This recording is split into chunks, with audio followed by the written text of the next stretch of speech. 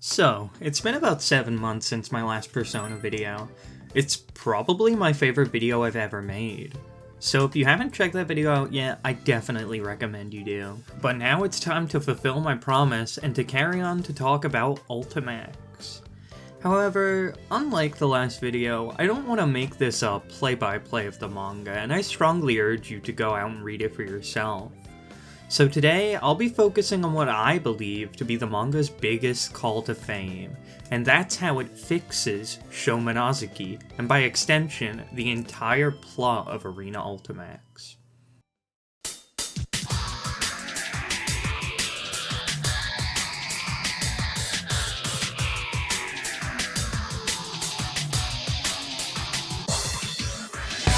So we'll split this video into two parts. First, we'll talk about the manga itself, then we'll discuss the problems that the original game's story has, and finally, we'll end things up by showing how the manga fixes these issues and improves upon the original.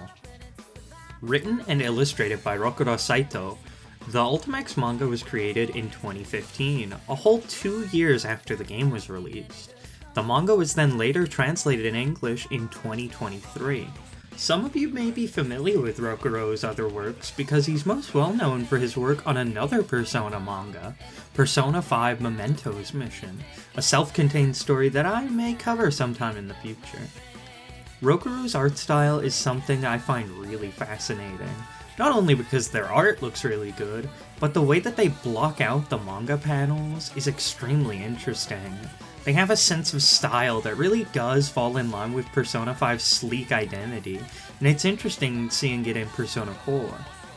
They really feel like they use the medium to its fullest ability, using different styles of borders to convey certain emotions. They make the page look chaotic if the scene requires it, and clean in others. I mean, just compared to Arena's manga, Arena never deviates from the box paneling for the most part, but in Ultimax we get TV-shaped boxes, jagged boxes, and a lot of very intentionally placed double spreads that just blow you away. It makes reading the manga feel so much more than just a simple adaptation. You can tell the love and care Saito is putting into the series. They even put some fun references in the comic too, like how Nanako is reading a story about Kaguya Hime, a story about a man who finds a lost child and raises them as his own, and within 3 months they transform into a fully grown woman, already being a small hint at what's to come with Sho's backstory. At the end of each manga, we get a small glimpse into Saito and their editor Sakaguro's lives as they work on the manga. Saito goes on to talk about how they had never played the game before working on the project, but decided to force themselves to play, with Persona 4 Golden becoming the first RPG they ever completed. They then went to Atlas HQ and got to interview some of the game's creators to ask some certain questions, like where Narukami keeps his sword or where Sho is originally from. You can really tell that Saito cares about these characters. He really does give them all a chance to shine in this manga, with the only exception being the P3 cast. As with the Arena manga from before, the Ultimax manga does give us glimpses into the C's crew, but it's far more focused on the investigation team, and specifically Narukami, Adachi, and Sho, which for me personally is a good thing. I know most people view the Arena games as the official meeting between Persona 3 and 4, but in all honesty, this is still a Persona 4 story at the end of the day. But with all the details about the manga itself out of the way, let's dive into Ultimax's story and why people think it failed. Arena Ultimax's story is once again told in the visual novel style, followed by a few fights. It gets rid of the whole choose-your-own-character system and goes for something a lot more linear, giving you the option to play through the game from the investigation team's perspective, or see an alternative story from C's perspective. The game also later added Episode Adachi, a DLC campaign that shows the story through Adachi's eyes and gives us insight into his mindset. Now, Ultimax is a lot better paced than the original due to this new structure, but I still find myself kinda irked by the amount of random flavor text we get, especially since the game's only mystery is Sho and his true plans, yet we never really get insight into his background in the game, and it leaves him feeling hollow and annoying to most people. A lot of people complain that, especially for the P4 side, that the story is too dragged out and forced. Just scrolling through posts about Sho, you can see that the general public seems to hate him. A lot of it being attributed to cringe dialogue, or him just feeling like a very shoehorned character, almost like he's from a fanfiction. Sho as a character is split into two. His original self is wisecracking, bashful, and extremely cocky. However, there's the other side, Minazuki. A version that awakened inside of him due to the testing undergone by Akutsuki's training, that not only developed a persona, but also a bond with Sho, and wants nothing more than to protect him. Minazuki is a lot more intelligent than Sho, and it's honestly a tragedy to neglect this side of his character like I see so many do. Minazuki thinks that in order to protect Sho from the violence and harshness of the world, that he must create a new reality for him, where he doesn't have to suffer from that fate. Persona games, and 4 more specifically, are all about relationships. Even in spin-off Persona 4 stories, they're always focusing on this aspect, like Dancing talking about parasocial relationships, or Arena talking about overcoming trauma and what it truly means to connect to others.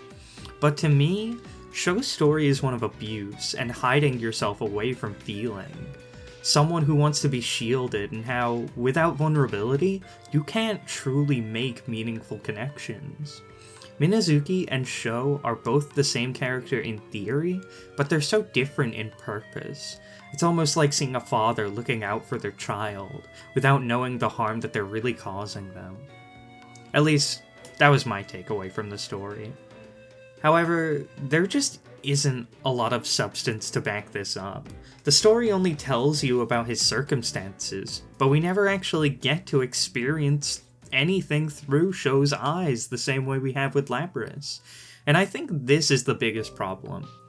Arena's story was at its strongest when we got to see Lapras and her relationship with Unit 24. It makes us sympathize with her because we see what she's been through and how she was treated. And I believe the same treatment should have been given to Sho. Not to mention the fact that it would have worked well for the visual novel format too. Since Sho has 2 people inside of him, it would have been up to the reader to figure out whose thoughts were whose.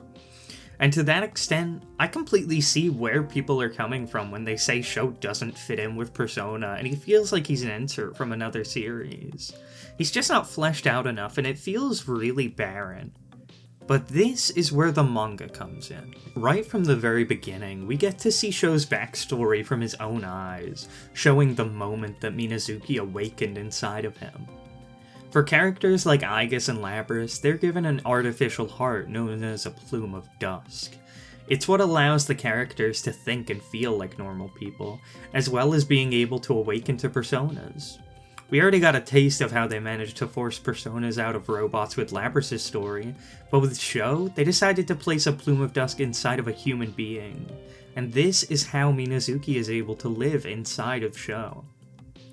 And since this is a purely visual medium, they leave it up to you to decide whether or not Sho or Minazuki are talking at any given moment.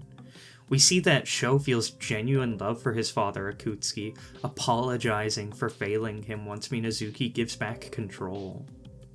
Since the manga was made 2 years after the game, the story is also a combination of the P4 side alongside episode Adachi. So we also get to see a lot from Minazuki from Adachi's eyes. He can show almost instantly how threatening he can be, and they definitely paint Minazuki as if he was the mastermind, with General Teddy being his underling. We only really get a glimpse into Sho as a character once the first fight ends. Minazuki hands over control, and Sho howls in laughter before smashing one of the TVs to bits. They definitely play up the reveal, and it's really fun to see. They write Sho in such a psychotic and fun way that it's always fun to see him whenever he appears. Sho is an insanely entertaining character to see in this series too, and they manage to balance a lot of his showboating against some of the more intense moments as well. But where Sho truly tends to shine is in his backstory. After Minazuki almost kills Naoto, we get a lot of background for Sho. We get to see how Sho was raised, being forced to fight against killer robots when he was only a boy. And this is where we see Akutsuki at his most evil, in my opinion. He manipulates Sho and tries to make him feel like he has to earn his love. And it's only when Akutsuki tries killing him that Minazuki finally awakens to protect Sho.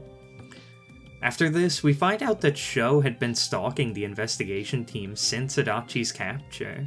And this is one of my favorite things that the manga adds to Sho's character, because it illustrates a point that I think drives home exactly why Sho is an interesting character to me. Adachi and Narukami are both very similar. They're made to be a yin and a yang of each other, showcasing what it's like when you reject relationships and how it can lead to a bitter and unfulfilling life. And I believe the same reflection happens with Narukami and Sho. They're both very similar, and Sho even points this out himself, saying that he has the same stench as him. Yet, Sho sees him as an eyesore. He gets mad whenever he sees him. It shows us that Sho actually is desperate for connections, that he wants to be like Narukami, but this jealousy just gets in the way. He's not mad at Narukami as an individual, but at the fact that he feels as though he can't be vulnerable, and that being vulnerable is a disgusting feature. And it's this exact thought that leads Sho back to the cycle of manipulation and abuse, this time being from General Teddy, who even uses his father's face to really drive home the fact that Sho has just landed into the same place he was as a child.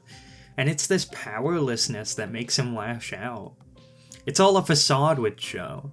And that's what I think the manga really nails in conveying.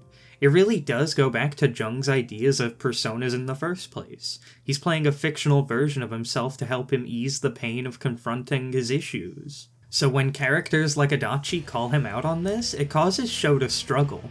It draws out the difference between Adachi and Sho. Both of them reject bonds from other people and lead miserable lives because of it, but Sho has still yet to go to the point of no return.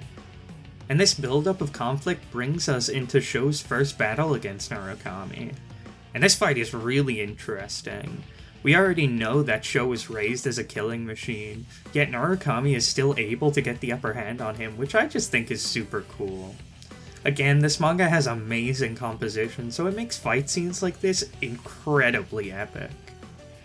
With us getting closer to the final battle, the manga at this point really begins to drive the home that Narukami intends to save Sho.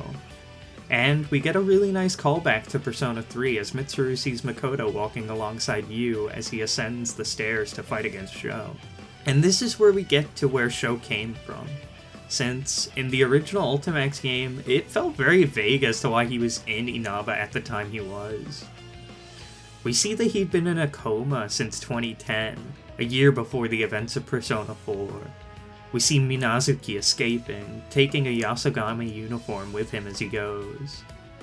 It is so cool actually seeing this backstory, and it goes back to what I was talking about with how seeing the story from Sho's perspective would have been the best way to tell this part of the story. And they use his escape into a new life to jump into Sho's final fight against Narukami. The two begin to fight and struggle, but Narukami drops his sword and genuinely attempts to talk to Sho.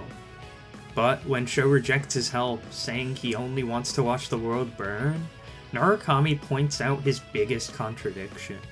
That despite saying he never wants connections, that they're dull and meaningless, he has had Minazuki stand by him this entire time. And this fight is where we get to see these two ideologies clash. It's beautiful how they manage to combine the two characters' arguments in with their fighting, with Narukami completely being on the defensive, hoping his words may reach Minazuki, yet Minazuki persists, insisting he will bring death to the world. And in this single panel, they show how Minazuki's line of thinking is the exact same way that causes Nyx to exist in the first place. And this is a really cool piece of why I love Ultimax so much. It's full of obscure, unused ideas from things like the Persona 3 Club book. Anyways, getting back on track, we finally get an answer to potentially the most pressing question we have when looking at Sho. Where did he get that scar? After escaping from the hospital, Sho wakes up in Akutsuki's secret house located in Inaba. Sho is confused and wants to see his father, while Minazuki tries distracting him. This is the first time we see an altercation between Sho and Minazuki, and the fact that you can see both of them in the black void of his mind is just so cool. I love just how in denial Sho is about everything, genuinely believing his father loved him.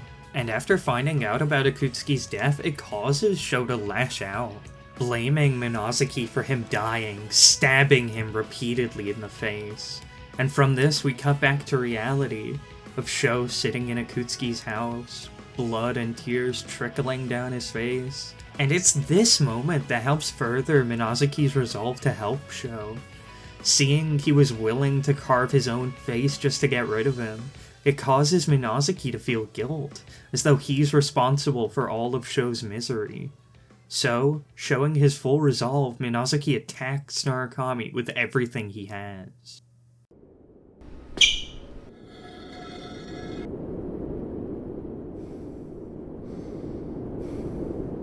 Die. Wait, that way is... Damn it! Now he's dual-wielding?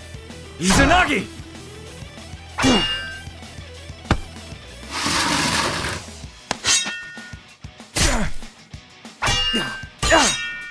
He strikes.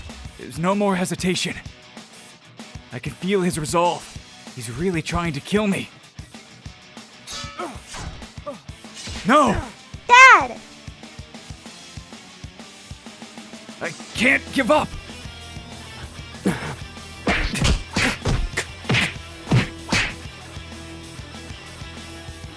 This world is filled with nothing but despair. If I fall now, then this boy... he will...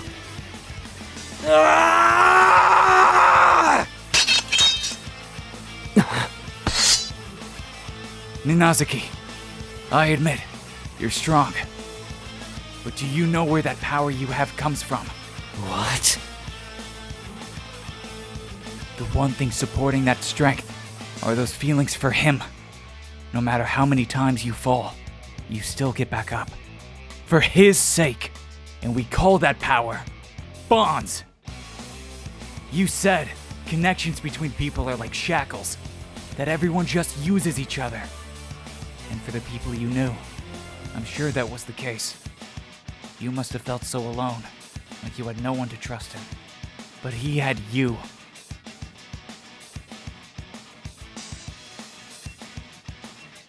You alone stood by his side.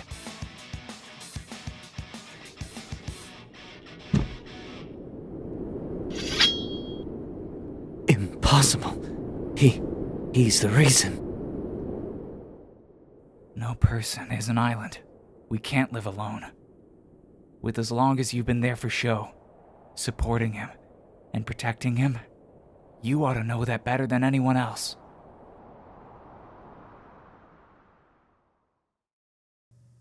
General Teddy has been an active participant through both the Arena and Ultimax manga, and especially in the Ultimax manga, they make sure to give him a lot of screen time to develop his character.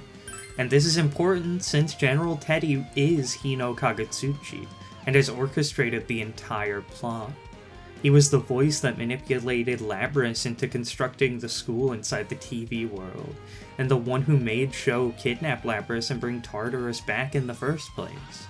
By giving General Teddy so much more of a presence in this manga, they allow the final twist of him being the main villain behind it all to be a lot more fulfilling, since they laid out the seeds. It's an actual mystery you can solve for yourself. We get some really amazing drawings of Minazuki being possessed by Hino Kagetsuchi, and it definitely gives him more of a menacing presence. Something unrelated but interesting about Hino Kagetsuchi is the fact that in both English and Japanese, his voice actor is the same as the announcer for all the rounds in the game, which I just thought was pretty cool. Anyways, with Adachi and Yu working together, they manage to defeat Hino Kagetsuchi, and we get one final scene between Sho and Minazuki, working as they say their final goodbyes, as Minazuki forms into Sho's persona Tsukiyomi. A lot of people seem to be confused as to why Sho is the Sun Arcana, when his persona is so based around the moon, But this scene really recontextualizes his entire persona to me. Not only is it a symbol that Sho finally accepted Minazuki into his heart, but it shows that as long as he has Tsukiyomi by his side, Minazuki will always be with Sho. And it's this new awakening that causes Sho to take a gamble and finally show his true vulnerable self to Narukami. Talking about his pain, confusion, and frustration with life. He finally accepts that he was manipulated by Akutsuki, something we've seen him time and time again go to extremes to avoid confronting. This scene, right here, gives us a taste of the real Sho for the first time, and it is so cathartic. He's finally able to be himself around someone else and tell them exactly how he feels. But despite that, deep down, Sho is a fighter, and Narukami understands that. So we get one of my favorite scenes in the whole manga of Sho and Narukami having one final battle. Not as enemies, but as friends.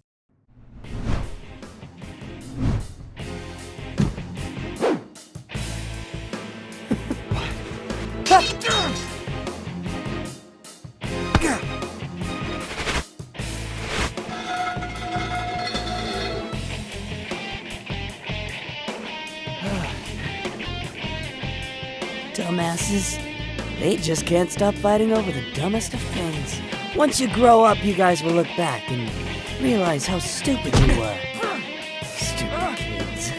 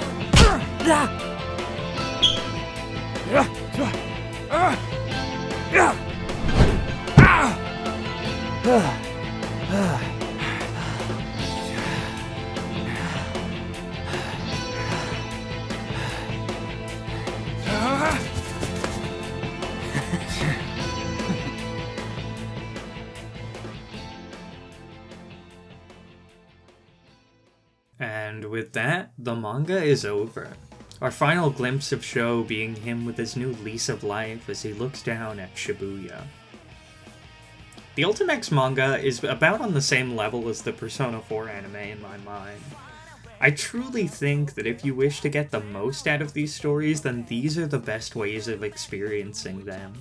This manga was so well made, and there's tons of other aspects I never even got to talk about. So please do go out and read this for yourself. It's now fully translated and can be found on any online store that sells books. They really did fix every issue I had with Sho on my first playthrough of the game, and it genuinely turned him to one of my all-time favorite characters in the series, being up there with Narukami and Tatsuya.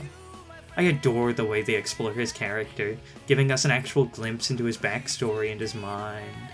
It's because of how multifaceted he is that I believe he is one of, if not the best Persona antagonist to date. And of course, I know a lot of people disagree, and that's completely fine. In fact, I'd love to hear everyone's thoughts on Sho, or maybe on the manga as a whole in the comments below, so please, let me know what you guys think. And on top of that, I'd like to thank you all for your continued support. This project was meant to be my 50 subscriber special, but you guys already knocked that out of the park, and I'm currently past 300 by the time of this recording. I am so thankful to each and every one of you. So, with that being said, I hope you all have a wonderful day, and I will see you next time.